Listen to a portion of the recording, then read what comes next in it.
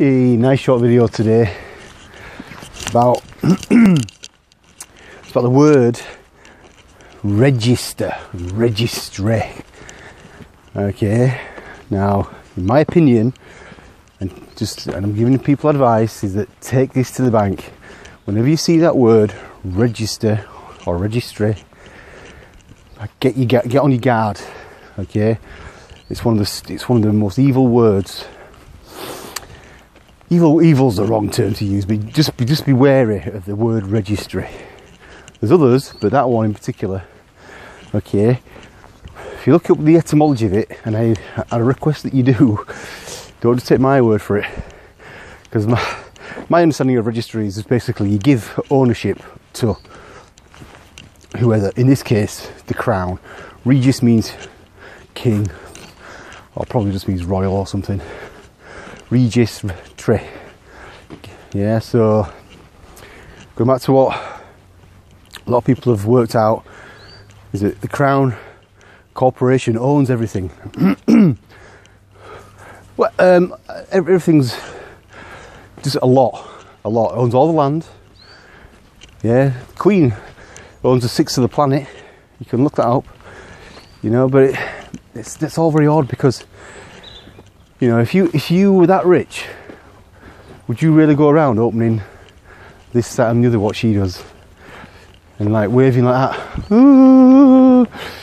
She's like sat in a carriage, bored out of her fucking mind, going, God, I'm richest woman in the planet and I've got to fucking wave my hand like this. Nah, mate. The Queen is just like everything else. She's a puppet. She's a puppet queen. The real power is the corporation behind her. But they need a figurehead, and that's what they are, the figureheads. And I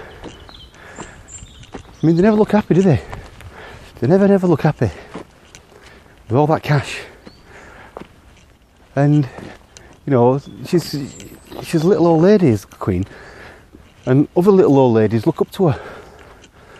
So why don't she just go, this morning I'm going to write a declaration that all old age pensioners can have free gas and electric. Yeah, it'd be like nothing to her. It'd make her loved. She could just do that. Anybody who's worked hard for the country, bam, there you go, free gas, licky. And here's a bit of something to buy yourself a nice place. Money's all made up anyway. You know, the Queen never carries money around though, does she? Yeah. Why is that? Because she knows it's worthless. She knows that it's worthless. She's got things like oil and forests and trees and mining, you know, places. Probably things like all different types, aluminium, gold, coal. That's the wealth. That is the wealth. But I'm wandering again, sorry I do that. So back to the registry. So when you see register, it means you give your ownership to whoever, right? But it's mostly the Crown Corporation. Get this dog here. Get him. It's going through your brain, eh? Yeah, I know. So you go. So it's so whenever you things like when you're at school and you're taking the register. Okay, they're making sure that you're there, but they're also drumming that legal fiction name into you while you're there 30 times a week. But there's some evidence as well that they're so keen to take the register because I think the schools get paid per pupil in that register, and that's why if your kid's not at school, they're fucking kicking off, man. They don't like it. Yeah, you know, it's a bit disproportionate, isn't it? How much, you know? So like if I had a kid and I said to school, yeah, I'm gonna take my kid for I don't know, 3 days hiking expedition in Wales. They'd be like, no, he's got to sit here and be miserable as fuck and not being out, you know, learning stuff about nature and enjoying himself and having a good time and developing his body and skills. No, he's got to fucking stay here and have like a little prisoner. Now, how bonkers is that? For two reasons. It's your kid. It's my kid, for example. And they're telling me that I can't take him out. What the fuck? Did something change at some point where he's not my kid? Yes, it did. So when you register him at birth, he's in, they class him, even though he's not, he's always yours and he'll always be yours, but they assume that they own him. And as soon as you take in all your child benefits and whatnot, which is like a little bribe, you're in there and you're in their system, then they've got him. Or her, whatever, you know, the child. And you know, that's how it is, and that's why they can come in. If you do something wrong, which they think's wrong, they'll come and take your kid off you. But it's yours. But it's not, because in the legal world, it's theirs, because you've signed it on their register in the Book of the Dead, slave book. Yeah, if it wasn't registered, they couldn't take it. Couldn't take the child. Yeah, get that one through, you know.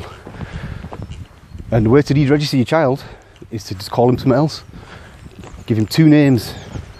His legal fiction name when he wants to get his passport stuff, and then his other name for when, you know, just for everyday use. But you have to work that one out for yourselves as well.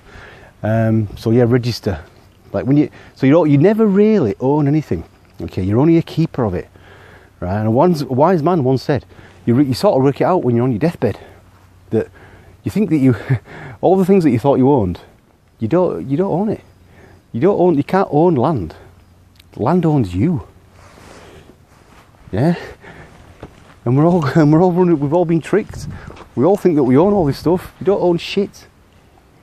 Yeah. Think about your house. How many people owned your house before you? Did they own it? Did the bank own it? Did anybody own it? No. You don't really own anything. Now, if you think that you are your name, like if you think you are Mr. such and such, Mr. John Doe, and your house is owned by Mr. John Doe, yeah, because your house can't ever be owned by, say, like a nickname, like Johnny Boy. It can't be owned by Johnny Boy. It has to be owned by a legal fiction, Mr. John Doe. Right? So people are tricked into thinking that they are Mr. John Doe and that they own their house. But they don't. The legal fiction owns the house, but you think you're the legal fiction. Right? So you never really own anything.